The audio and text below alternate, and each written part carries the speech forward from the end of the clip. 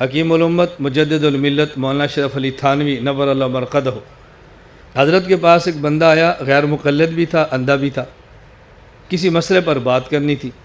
حضرت نے فرمایا کہ میں تم سے بات نہیں کرتا۔ اس نے کہا جی کیوں؟ فرمایا تم سے بات کرنے کا فائدہ کوئی نہیں۔ اس نے کہا جی فائدہ کیوں نہیں؟ مجھے بات سمجھ جائے کہ میں مانوں گا، ہدایت پہ آ جاؤں گا۔ فرمایا تو ہدایت پہ آ جائے پھر بھی کوئی فائدہ نہیں۔ کہا جی کیوں فائدہ نہیں؟ فرمایا ہدایت پہ آئے گا تو پھر کیا ہوگا؟ کہا جی میں جنت میں جاؤں گا۔ فرمایا تو ہدایت پہ آ جائے تو پھر بھی جنت میں نہیں جا سکتا، تو تجھے بات کرنے کا کیا فائدہ؟ مجھے کہتا جی کیوں؟ فرمایا تو اندھا ہے، اور قرآن کریم میں ہے من کان فی ھذہ اعمیٰ فہو فی الآخرۃ اعمیٰ، جو دنیا میں اندھا ہے وہ قیامت کو بھی اندھا ہوگا، اور جنت میں تو اندھا کوئی بھی نہیں جائے گا۔ تو ہدایت پہ آ جائے تو نے پھر بھی اندھا رہنا ہے، تو نے تو جنت میں جانا ہی نہیں، تو تجھ سے بحث کر کے وقت ضائع کرنے کی مجھے کیا ضرورت ہے؟ کہتا ہے نہیں اس آیت کا مطلب یہ نہیں ہے۔ فرمایا نہیں تعویل نہ کرو، سیدھی سیدھی بات کرو، تعویل نہ کرو۔ کہا نہیں جی اس آیت، فرمایا یہ مطلب کو تو تعویل کہتے ہیں۔ کہتا ہے نہیں اس آیت کا مطلب یہ ہے کہ جو شخص دنیا میں اندھا ہے یعنی گمراہ ہے، وہ قیامت کے اندھا ہوگا، یعنی اس کی آنکھیں کام نہیں کری۔ فرمایا تو کہا نا یعنی یہی تعویل ہے۔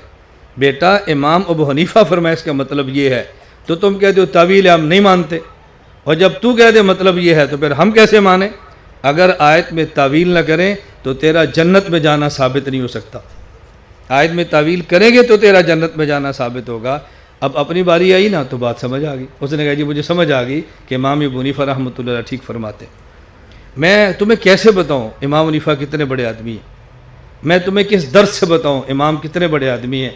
اللہ کے بندو سمجھو، میں بارہا کہتا ہوں آج بھی مدینہ منورہ جاؤ، رسول اکرم صلی اللہ علیہ وسلم کا روضہ مبارک آپ جا کے دیکھا کرو۔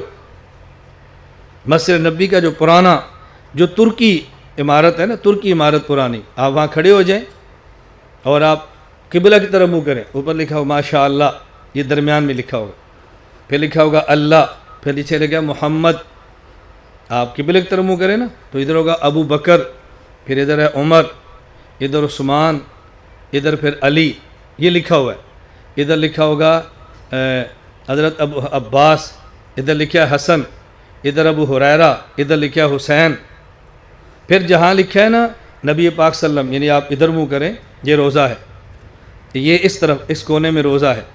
جب روضے کے سامنے آپ پیچھے دیکھیں گے جو خالی جگہ چھتریاں جو بند ہوتی ہے کھلتی ہیں، پہلی چھتری، پھر دوسری چھتری، پھر پیچھے جو نیا حرم بنا ہے اس کی وہ برآمدہ ہے، اس کا پہلا ستون دیکھو تو لکھا ہے نعمان بن ثابت۔ کیسا بڑا امام ہے جس کا نام آج بھی روزانہ حضور کے روضے کو سلام کرتا ہے۔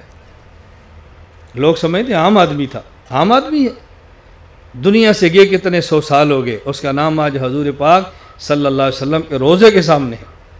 پھر آگے امام مالک کا نام لکھا ہے، پھر امام احمد کا لکھا ہے، پھر امام شافعی کا لکھا ہے۔ بتاؤ کیسا خدا نے اس شخص کو نوازا ہے۔